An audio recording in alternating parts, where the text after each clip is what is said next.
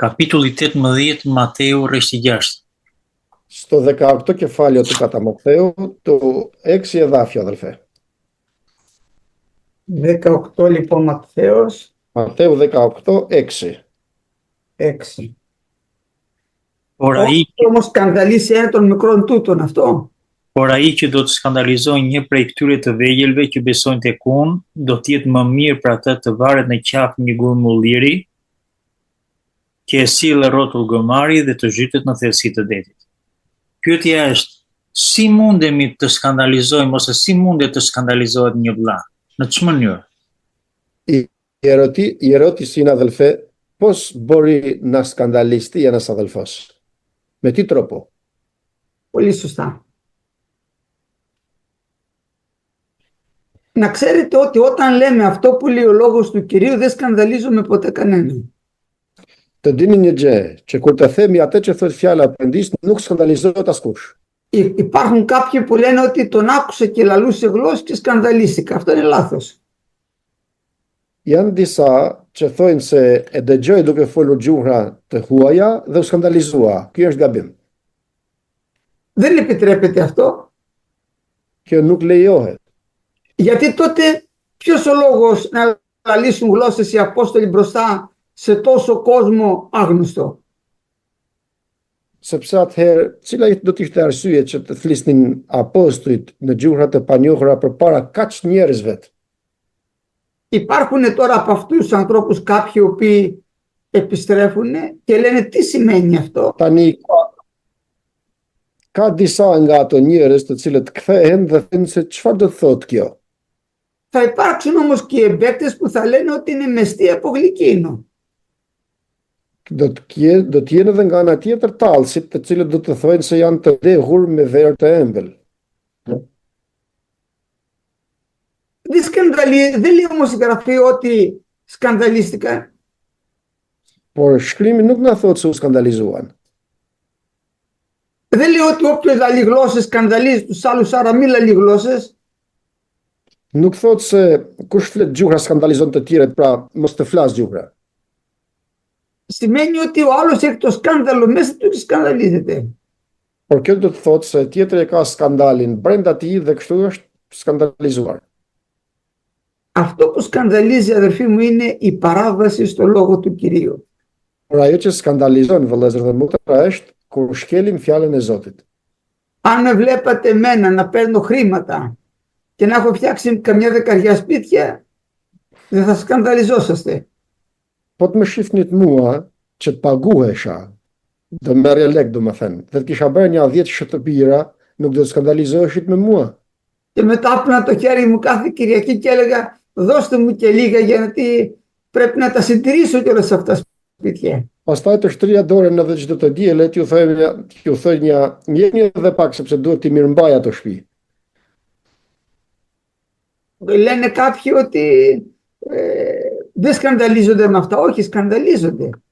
Disa thonë se nuk skandalizohen kështu njerëzit. Jo, skandalizohen. Γιατί είναι παράβαση στο λόγο του Κυρίου. Dhe skandalizohen sepse kjo është shkelje fjalës së Zotit. Άμα σε βλέπουν κάποιοι και αγαπάς τα χρήματα και λες ψέματα για να κερδίσεις χρήματα, δεν σκανδαλίζεται το άλλος. Nëse të shohin të tjerët që e don lekun shumë, domethënë dhe thua gënjeshta që të marrësh lek më tepër, nuk do të skandalizohen të tjerët. Γιατί ο άλλος σε περιμένει εσένα ότι ανήκεις σε αυτό το λαό που είναι Άγιος λαός. Sepse tjetri pret prej teje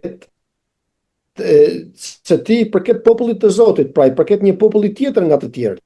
Δεν είπαμε ότι μας διάλεξε ο Κύριος σαν ένα ξεχωριστό λαό. Nuk thamë se na zgjodhi Perëndia një popull të zgjedhur të tij. Εάν λοιπόν μας βλέπει κάποιος και είμαστε το πρωί στην εκκλησία, Tani nëse dikush na shef se jemi paraditën kish, και το βράδυ στα μπαρ με αμαρτωλές γυναίκες, τι θα πει?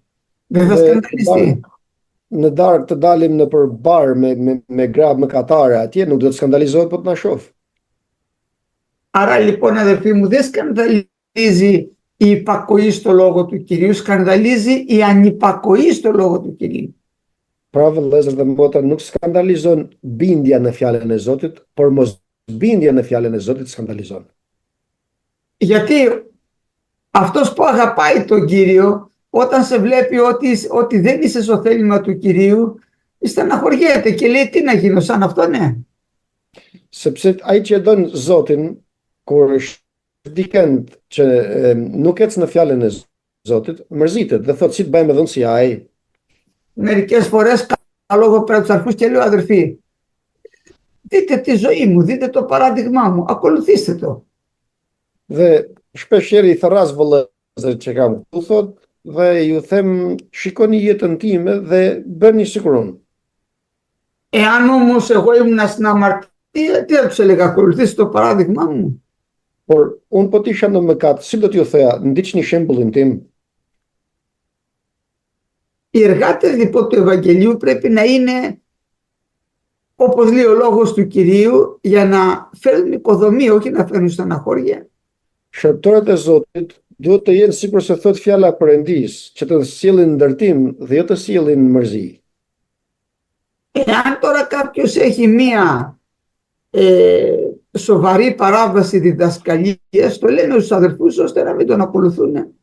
Tani nëse dikush ka një shkelje si doktrinë të rreme, domethënë, informojmë vëllezërit që të mos e ndjekin. Τώρα πολλά πράγματα μπορούν να σκανδαλίσουν. Tani shumë janë gjëra që mund të skandalizojnë të tjerët. Μπορεί να σκανδαλίζει μια γυναίκα ή ένας άντρας με τις κινήσεις του σώματός του. Mund të skandalizojnë një burr apo një grua me lëvizjet e trupit të tij. Ας φοράει μακριά φούστα μέχρι τον αστράγαλο και ένα σκίσιμο μέχρι πάνω. Mbase mund të ketë një fustan deri në fund të këmbëve, por me një të qartë mes. Όταν λοιπόν περπατάει στον δρόμο, προκαλεί τα μάτια των ανθρώπων που πέφτουν πάνω της και οπωσδήποτε λένε χριστιανοί είναι αυτοί. Σκανδαλίζονται. Dhe kur ecën rrugës, sytë e njerëzve të binë mbi te, dhe njerëzit thonë e krishterë është kjo, dhe kështu skandalizohen me te. Άρα λοιπόν δεν σκανδαλίζει η υπακοή στο λόγο του Κυρίου, αλλά η ανυπακοή. Pra, nuk skandalizon bindja në fjalën e Zotit, por mosbindja. Εάν τώρα ο άλλος σκανδαλίζεται επειδή εμείς κάνουμε το θέλημα του Θεού, δεν μπορούμε να του κάνουμε τίποτα. Tani nëse dikush skandalizohet nga që ne duam të bëjmë vullnetin e Perëndis, aty nuk kemi ç'mund t'i bëjmë. Amin. Kam një koleg në punë dhe edhe ai është në kishën ortodokse, edhe ka zell kështu. Edhe i thash, në qoftë ke qef, i thash, hajde në kishën tonë njëherë që të dëgjosh didaskalinë. Hajde njëri, thash, të dëgjosh, i thash, sepse duke dëgjuar, i thashe, vjen besimi, rilindet njeriu edhe pagëzohet, i thash. Edhe më tha, unë tha jam pagëzuar, tha. Pagëzimi, tha, bëjt, tha, kur jemi foshnja, tha, na lyejnë, tha, me atë vajnë, tha, kështu, tha, edhe marim krizmën. Tash i çfarë është krizma? Vajimin. Pyesnja unë. Vajimin. Po, çfarë është krizma? Dhe nëse dikush do me thënë ofelite, në qoftë dikush ofelite nga pagëzimi i foshnjërisë, si thon shqip. Të do të pyesësh? Në qoftë vlerësohet dikush nga pagëzimi, të na i analizoj pak vllai se të na thot dy gjëra. A ka dobi pagëzimi i foshnjës? Po, se ai po më theshte që pagëzimi bëhet kur njeriu është foshnjë, ta lyejnë në atë vajin, marrim krizmën e kjo është e gjitha. Okej, Αδελφέ, ο αδελφός είναι σε μια δουλειά και ένας συναδελφός του είναι ορθόδοξος και αγαπάει το Θεό. και του λέει έλα μια μέρα στην εκκλησία να δεις το πώς είναι η διδασκαλία εκεί, πώς είναι ο Λόγος του Θεού και έτσι ακούγοντας το Λόγο του Θεού θα σου έρθει η πίστη και μετά θα βαφτιστείς. Θα αναγεννηθείς. Θα ακούσεις τον Dios, τον Ριλίντες, του Πακδόης ήθας. Θα ακούσεις, θα αναγεννηθείς και θα βαφτιστείς.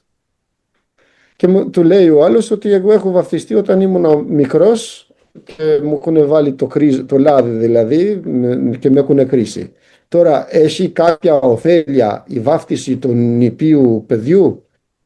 Όχι, καμία. Ας nie dobinuka pagzimi φόσνιαβετ. Πρώτα απ' όλα να το δούμε από μέσα.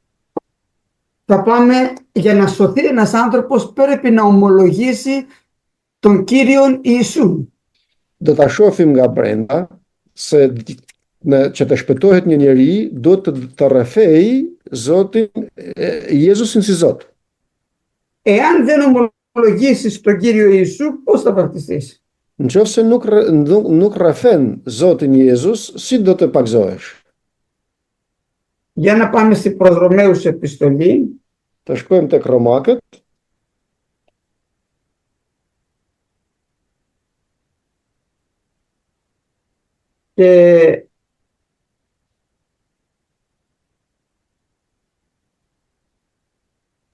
Και να διαβάσουμε, τώρα θα σας πω το εδάφιο. Από το 6. Το 6 κεφάλαιο, ναι.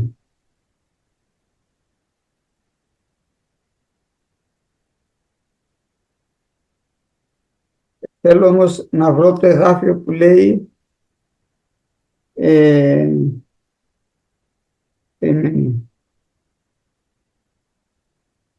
εάν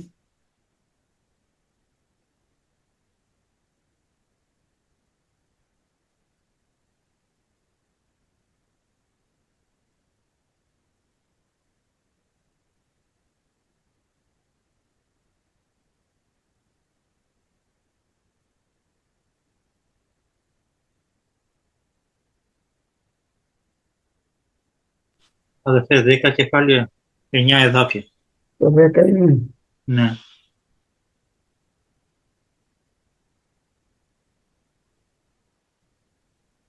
Σωστά, αυτό θέλω. Για διάβασα το αδερφέ. Να δούμε τώρα πώς σώζεται ο άνθρωπος. Έτσι. Είναι ο λόγος της πίστεως. Vlezër të Romakëve kapitulli 10 e rreshti 19. Sepse po të rrëfesh me gojën tënde Zotin Jezus dhe po të besosh në zemrën tënde se Perëndia i gjalli prej së vdekurit do të shpëtohesh, sepse me zemër njeriu beson drejtësi dhe me gojë bëhet rrëfimi për shpëtim. Βλέπετε, εσύ θα του πεις ότι έκανες ομολογία με το στόμα σου, είχες πιστέψει στον Χριστό και τον ομολόγησες και σε βαπτίσανε. Ti do t'i thuash, a ke rrëfyer me gojën tënde se Jezu Krishti është Zoti yt dhe pastaj të pagzuan? Βλέπετε, το εδάφιο είναι ξεκάθαρο. Εάν ομολογήσεις. Paragrafi është i qartë, duke thënë se nëse rrefen me gojën tënde. Να του πεις και ένα άλλο. Οι Ορθόδοξοι πιστεύουν στο σύμβολο της πίστεως. Tu thuash dhe diçka tjetër se ortodoksët besojnë në simbolin e besimit. Το σύμβολο της πίστεως λέει ομολογώ εν βάπτισμα εις άφεση αμαρτιών. Simboli i besimit thotë se rrefej në pagzim në faljen e mëkateve. Πάνω σε αυτό το εδάφιο στηρίχτηκε το σύμβολο της πίστεως που διαβάσαμε τώρα. Mbi këtë paragraf që lexuam tani mbështetet simboli i besimit. Θα του πεις λοιπόν, λέει η γραφή να ομολογήσει ο νονός σου ή εσύ να ομολογήσεις? Do t'i thuash pra se thot shkrimi të rrefeje kumbara që të pagzoj apo do të rrefesh ti vetë? Ομολογώ σημαίνει εγώ ομολογώ, δεν ομολογεί άλλος για μένα. Αυτό δεν είναι ομολογώ. Kur thot të rrefesh, do të thot unë jam ai që rrefej për veten. Είναι διαβεβαίωση τρίτου. Τι να τον κάνουμε αυτή?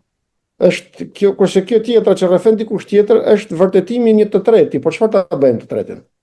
Έτσι, αυτό είναι το εδάφιο που στηρίζεται και το σύμβολο της πίστεως. Ky është paragrafi që bazohet në simboli i besimit. Και λέει για να σωθεί ένας άνθρωπος πρέπει να ομολογήσει με το στόμα του τον Κύριο Ιησού, να πει ο Κύριος μου είναι ο Ιησούς, Dhe thot që të shpëtohet dikush, do të rrefeje me gojen e tij Jezusin, të thot se Zoti im është Jezusi.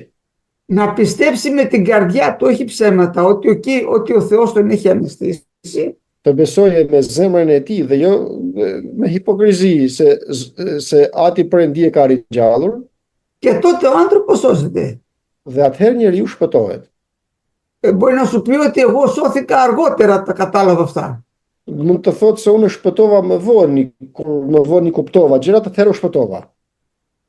Αν τα κατάλαβες, πήγαινε λοιπόν και βαφτίσου τώρα που θα ομολογήσεις. Tani nëse i kuptove pra tani që u rrite, shko dhe pagzo në mënyrë që të shpëtohesh. Γιατί αλλιώς είσαι παραβάτης στο Λόγο του Θεού.